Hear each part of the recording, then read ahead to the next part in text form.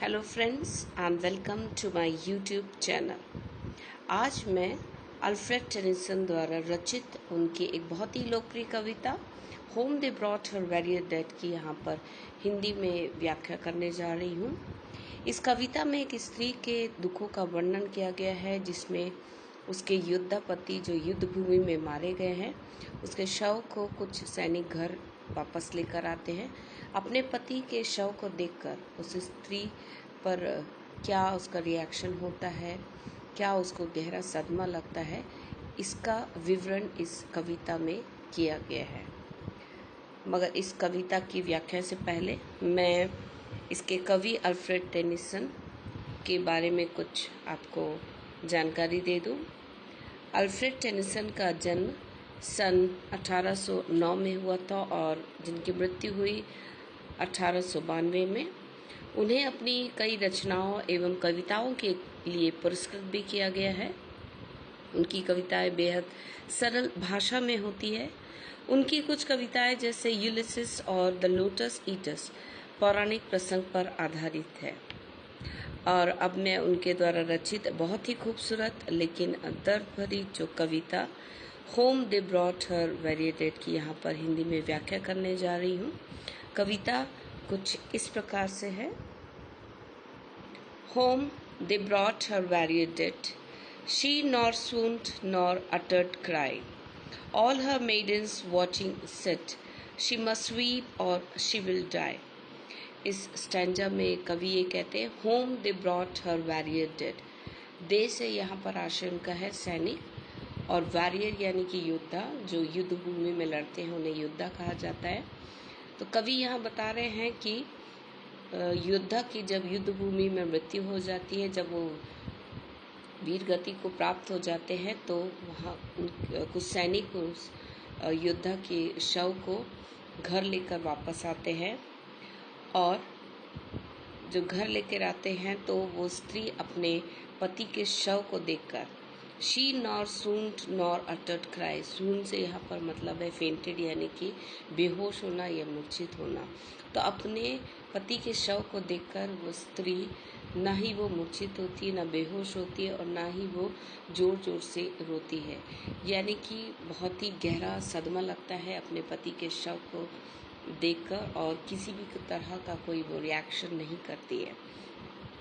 All हर maidens watching said, और इस स्थिति को देखकर, स्त्री की इस स्थिति को देखकर वहाँ जो उसकी सारी जो सखियाँ खड़ी हुई है, वो कहती है कि शी मस्ट वीप और शी विल डाई, यानी इस स्त्री का रोना, वीप यानी यहाँ रोना, वीप रोना बहुत ही ज़रूरी है, या नहीं तो वो फिर मर जाएगी। यानी कि अगर स्त्री अपने दुखों को प्रकट नहीं करेगी, आंसुओं के द्वारा अपने दुखों को नहीं यहाँ पर प्रकट करती है, सदमे से बाहर नहीं निकलती है, तो हो सकता है कि वो मर जाए। इस स्टैंजा में जो मेन कीवर्ड्स यूज हुए हैं वो इस तरह से है। swoon, जिसका मीनिंग है फेंटेड यानी बेहोश होना। सेकंड है मेडन्स, जिसका मीनिंग है फ्रेंड्स। राइम स्कीम इस स्टैंजा में है ए बी, जैसा कि आप देख सकते हैं। फर्स्ट लाइन में जो लास्ट वर्ड जो आ रहा है वो है डेड, सेकेंड लाइन में क्राई, थर्ड लाइन में है सेट, और फोर्थ लाइन में है डाई।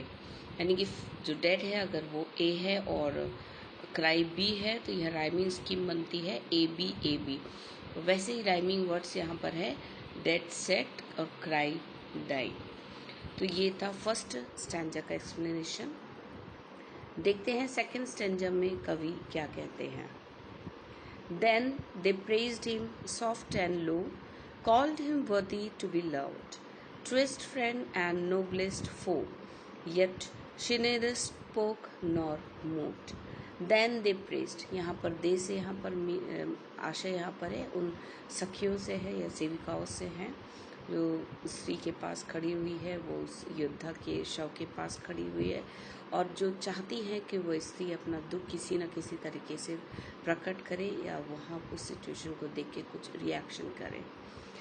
जब वो देखती है कि स्त्री कोई भी रिएक्शन नहीं कर रही है, कुछ भी रिएक्ट नहीं कर रही है अपने पति के शव को देखकर, तो धीरे धीरे और बहुत ही सॉफ्ट वॉइस में प्रेज यानी यहाँ पर गुणगान कर रही। दे प्रेज्ड हिम यानी कि वो फिर उस योद्धा जो युद्धभूमि में मारे गए हैं उनके वहाँ पर गुणगान करने लगती है और वो कहती है कि वो एक बहुत ही सम्मानीय व्यक्ति थे, ऐसे व्यक्ति जिन्हें हमेशा ही सम्मान मिला, हमेशा ही दूसरों से प्यार मिला, यानी कि ट्रूएस्ट फ्रेंड है और एक नोबलेस्ट वो है।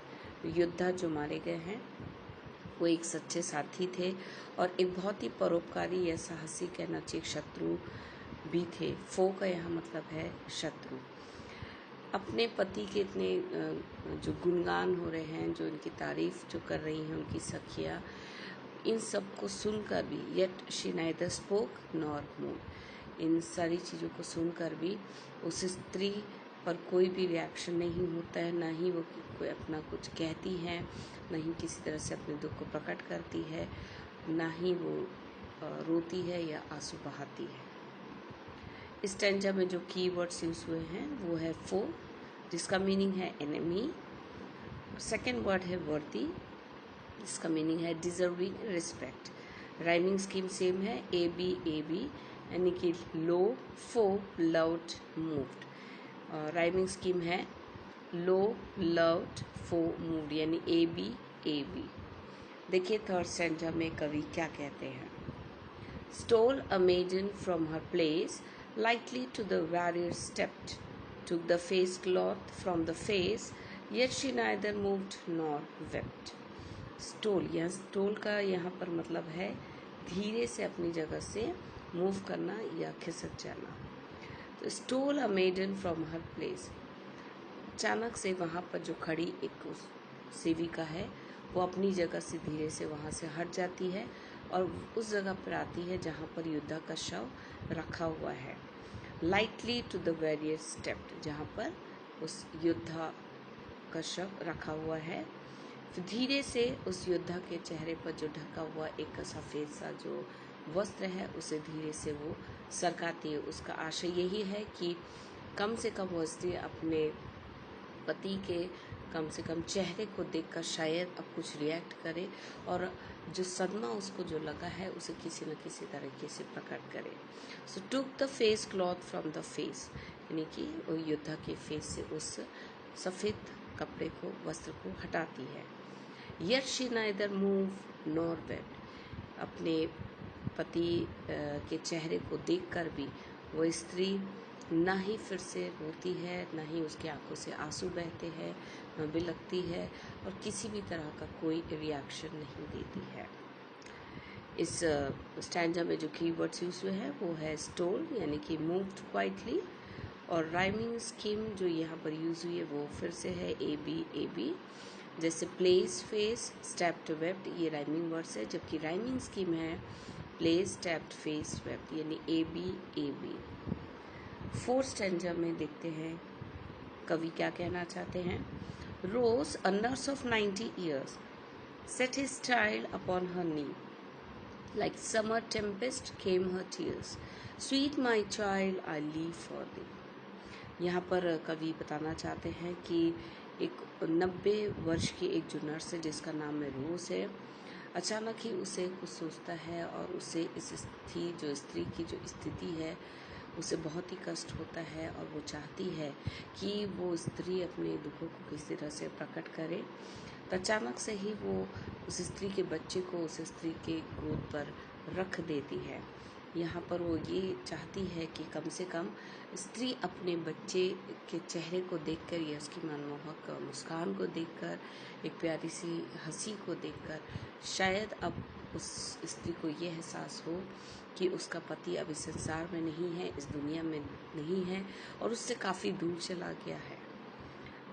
जैसे ही स्त्री अपने बच्चे की प्यारी हंसी को देखती है, उसके प्यारे से चेहरे को देखती है, तो लाइक समर टेम्पेस्ट केम हर टीयर्स, और अचानक से ही उसके आँखों से झरझर आंसू बहने लग जाते हैं, एक सैलाब सा आ जाता है आंसुओं का, और अब उसे इस चीज़ का आभास होता है, ये चीज़ का एहसास होता है कि अब उसका पति अब उसके साथ नहीं है और इस संसार में नहीं, उससे कहीं बहुत दूर चला गया है।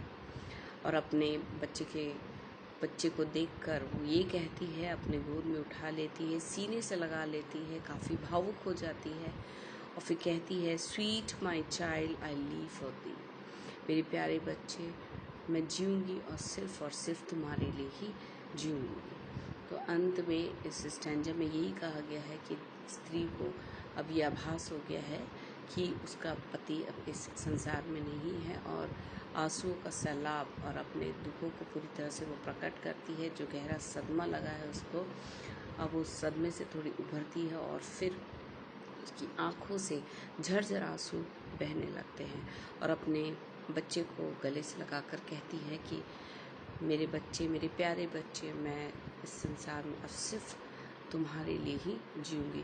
तुम ही मेरी ज़िंदगी हो और मैं ही तुम्हारी ज़िंदगी हूँ। इस स्टैंजा में जो कीवर्ड्स यूज़ हुए हैं वो है टेम्पेस्ट, जिसका मतलब है तूफान, स्टॉर्म, और एक और सेकंड है दी, जिसका मतलब है यू। एक यहाँ पर फिगर ऑफ स्पीच जो इस स्टैंजा में है वो है सिमिली, जैसे कि थर्ड लाइन में आप देख सकते हैं।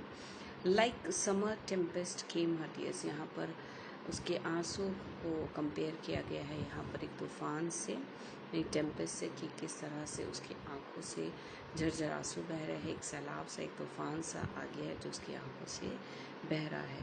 तो सिमिली जो फिगर ऑफ स्पीच है वो यहाँ पर यूज हुई है। तो ये थी अल्फ्रेड टेनिसन द्वारा रचित एक बहुत ही खूबसूरत सी कविता होम दे ब्रॉट हर वेरिएटेड की हिंदी में व्याख्या। तो thanks friends for watching my video. अगर आपको मेरा ये वीडियो पसंद आया हो तो kindly share it, like it, और don't forget to hit the bell icon. See you in the next video. Bye. Stay happy, stay healthy. Goodbye.